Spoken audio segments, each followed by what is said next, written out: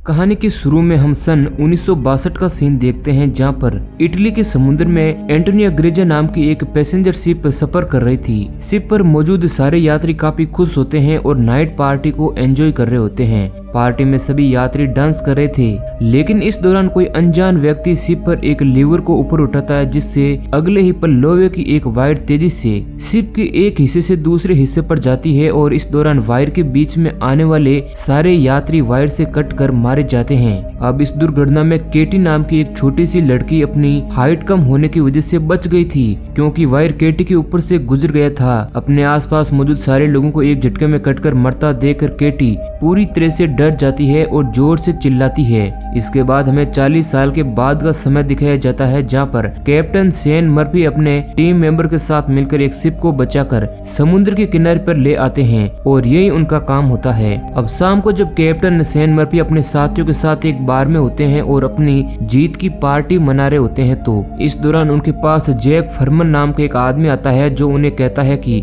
वो एक weather service pilot है। फरमन उन्हें आज से 40 साल पहले समुद्र में खोए हुए शिप एंटोनियो ग्रेजा के बारे में बताता है। फरमन को पूरा विश्वास था कि वो शिप बेरिंग सी के अंदर कहीं पर मौजूद है और अगर वो उसे खोज ले तो वो सभी अमीर बन सकते हैं, क्योंकि उसके अंदर काफी ज्यादा मात्रा में सोना और खजाना मौजूद है। फरमन की बात मानकर कैप्टन मर्फी और उनकी टीम फरमन का साथ देने और एंटोनियो ग्रेजा शिप को ढूंढकर निकालने के लिए राजी हो जाते हैं। अगले दिन कैप्टन अपनी टीम के साथ समुद्र के उस हिस्से की तरफ निकल पड़ते हैं, जहां पर फरमन के हिसाब से वे शिप मौजूद थी। समुद्र के उस हिस्से में पहुंचकर जब मर्फी और उनकी टीम रडार में उस शिप को ढूंढना शुरू करते हैं, तो उन्हें आसपास कहीं भी शिप नजर नहीं आती है, जिससे वो काफी दुखी हो जाते हैं। अब कुछ ही समय बाद उनके छोटे से स्टीमर के सामने एक जॉइंट शिप आ जाती है, जो कोई और नहीं बल्कि 1962 में खोई हुई वह शिप ही थी। अब अचानक से एंटोनियो ग्रेजा शिप के सामने आ जाने से कैप्टन मर्फी और उनके साथी पूरी तरह से हैरान थे।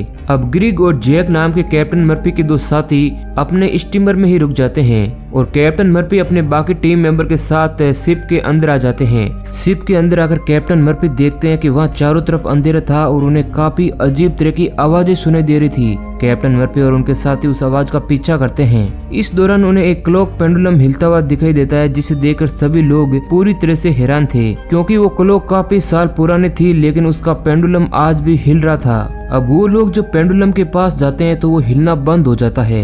अब मर्फी का एक साथी जब उस पेंडुलम को छूने के लिए अपना हाथ आगे बढ़ाता है, तो अगले ही पल एक तेज आवाज होती है, जिससे वो सभी डर जाते हैं। अब पास ही की टेबल पर मौजूद स्क्रिबल के वर्ड्स अपने आप ही बदल जाते हैं और उन पर वेलकम लिखा हुआ आता है। कैप्टन मर्फी अपने साथियों के साथ अब आगे बढ़ जाते हैं। अगले ही पल मर्फी के एक साथी के पैर के नीचे का फ्लोर टूट जाता है, लेकिन इससे पहले कि वो नीचे गिरता मोरिन उसे पकड़ लेती है, जिस कारण उसकी जान बच जाती है। इस दौरान मोरिन को वहाँ पर एक लड़की दिखाई देती है, जो कि मोरिन को घूर रही थी, और ये लड़की कोई और नहीं बल्कि केटी थी, जो शिप पर आज से 40 साल पहले इस दुर्घटना में अकेली बची थी। केटी की उम्र आज भी उतनी ही थी जितनी की आज से 40 साल पहले थी, यानी कि मोरिन को जो दिखाई दे रही थी वो केटी नहीं बल्कि उसकी गोश्त थी, क्योंकि केटी की आज से 40 साल पहले ही मौत हो चुकी थी। अब अगले ही पल केटी का गोश्त मोरी की आंखों के सामने से गायब हो जाता है, जिस कारण उसे कुछ भी समझ नहीं आता है कि आखिर जो उसने देखा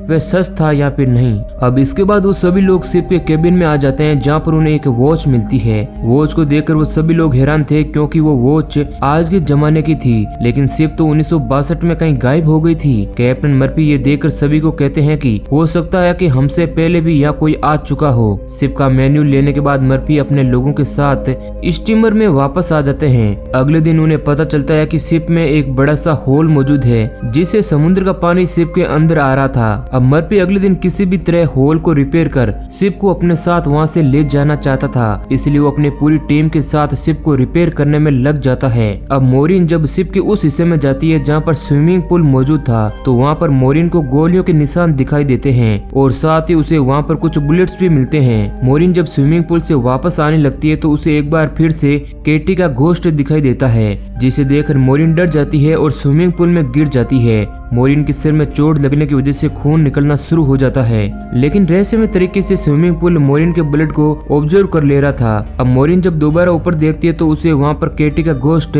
दिखाई नहीं देता है, बल्कि अब वहाँ पर जैक खड़ा था, जो कि मोरिन को ऊपर खींच लेता देता है। जैक और मोरिन के वहाँ से जाने के बाद स्विमिंग पूल खून से भरना शुरू हो जाता है। अब अगले दिन जब मोरिन एक दरवाजे को खोलती है तो उसके अंदर से काफी ज्यादा मात्रा में पानी बाहर निकलता है।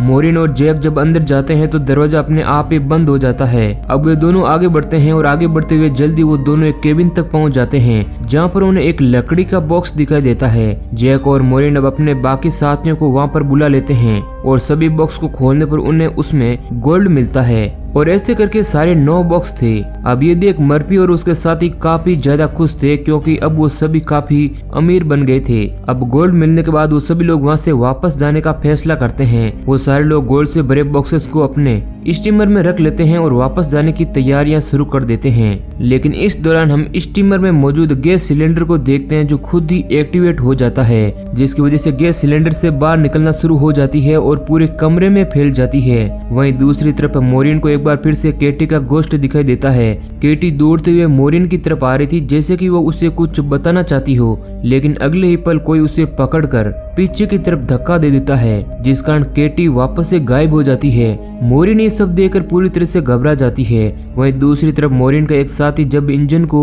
स्टार्ट करता है तो गैस फैलने की वजह से एक जोरदार ब्लास्ट होता है जिसमें उसकी मौत हो जाती है। मोरिन ये सब देखकर काफी परेशान हो जाती है क्योंकि उसे कुछ भी समझ नहीं आ रहा था कि आखिर ये सब कुछ हो क्या रहा है और बार बार उसे दिखाई देने वाली छोटी लड़की है कौन। मोरिन अब इन सब का पता लगाना चाहती है। मोरिन इसके बाद शिप के डेटा से उन सारे पैसेंजर के नाम देखना शुरू करती है जो उस शिप में सफर कर रहे थे और इस दौरान उसे केटी का नाम भी दिख जाता है। अब मोरिन को पता था कि जो लड़की उसे बार बार दिखाई देती है वह केटी है। इसके बाद वह केटी के रूम में जाती है जहाँ पर उसे केटी का स्केलेटन मिलता है, जिसको देखकर मोरिन डर जाती है और मोरिन को सारी बातें समझ आ जाती है कि अभी जिसे वो देख रही थी वह उसका गोश्त था। वहीं दूसरी तरफ जब कैप्टन मर्फी अपने कमरे में होते हैं तो अचानक से उनके सामने उस शिप के कैप्टन का गोश्त आ जाता है, जो कैप्टन मर्फी के गिलास में शराब भरकर पीने को देती है। इधर मर्फी अपने सामने एंटोनिया ग्रेजा शिप के कैप्टन के गोश्त को देखकर पूरी तरह से घबराए हुए थे।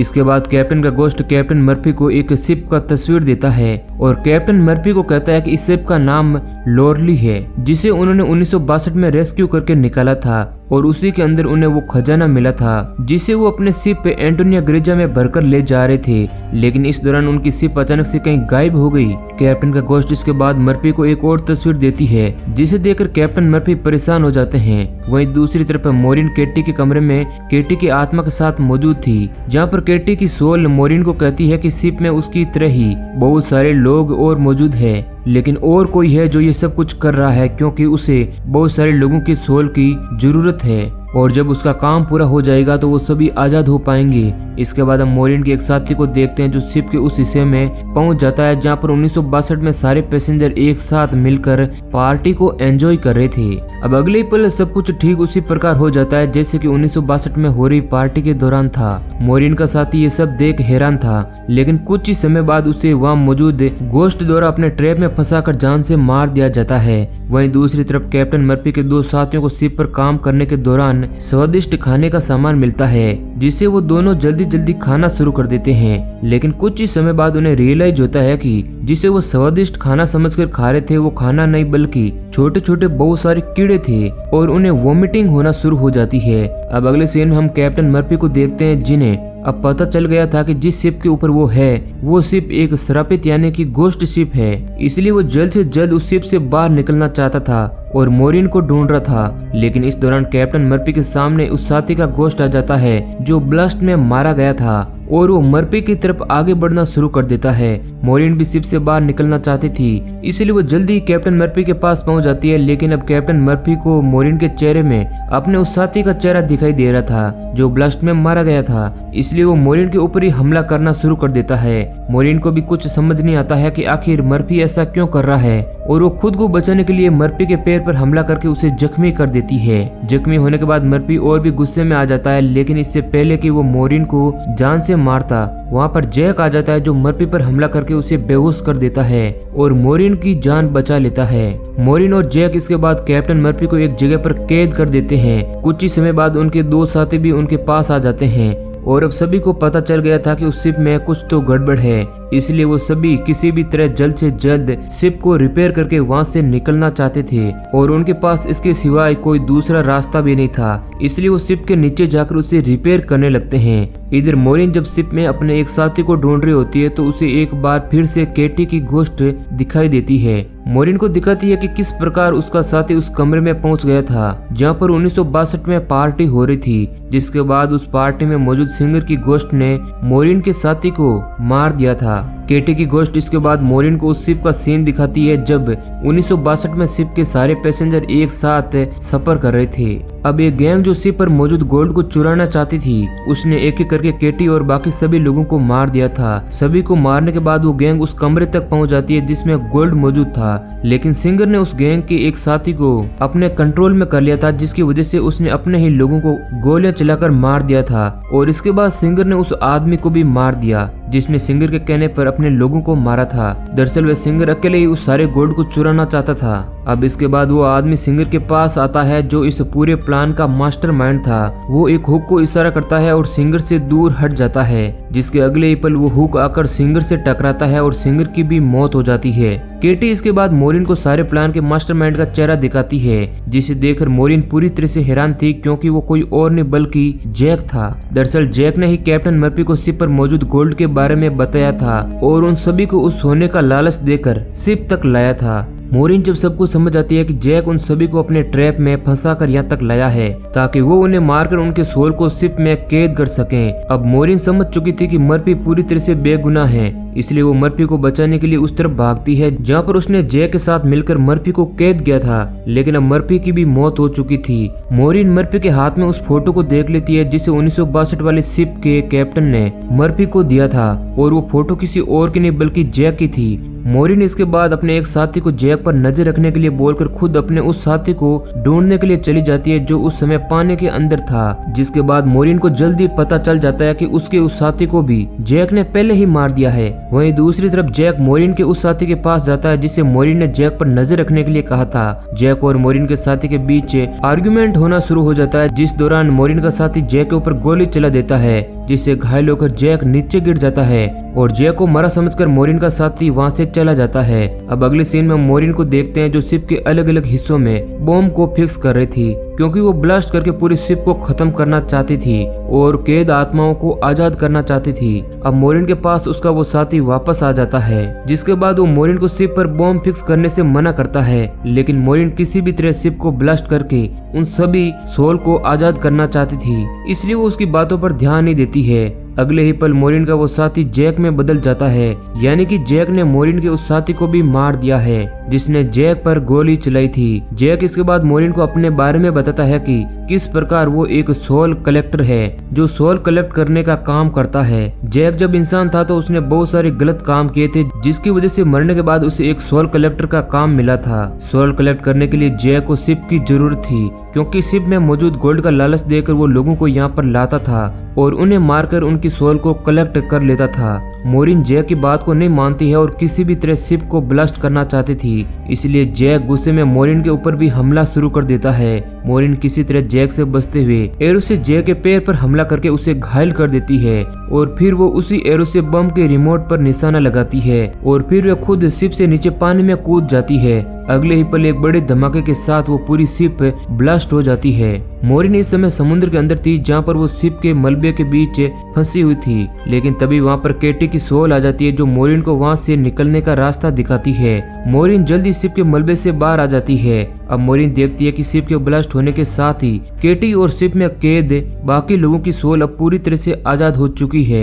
मोरिन ये सब देखकर बहुत ही खुश होती है। इसके बाद मोरिन एक लकड़ी के बॉक्स की मदद से तैरते हुए खुद को डूबने से बचाती है और जल्द ही उस तरफ से गुजरती हुई एक पैसेंजर शिप के द्वारा मोरिन को रेस्क्यू कर लिया जाता है। अब मोरिन को जब पोर्ट पर लाया जाता है तो वहाँ पर वो जैक को देखती है जो शिप के गोल्ड को एक दूसरी शिप में ट्रांसफर कर रहा था। मोरिन ये देखकर समझ आती है कि जैक अब किसी दूसरी शिप को निशाना बनाने वाला है, जिसके बाद ये सब देखकर मोरिन जोर से चिल्लाती है और लोगों को जैक की सच्चाई बताने की कोशिश करती है, लेकिन इसका कोई भी फायदा नहीं होता है और दरवाजा बंद कर दिया जाता है और इसी सीन के साथ मूवी एंड हो जाती है। तो दोस्तों ये कहानी आपको कैसी लगी है हमें कमेंट करके जरूर बताना। ऐसे ही और इंटरेस्टिंग वीडियो पाने के लिए हमारे चैनल को सब्सक्राइब करें। धन्यवाद।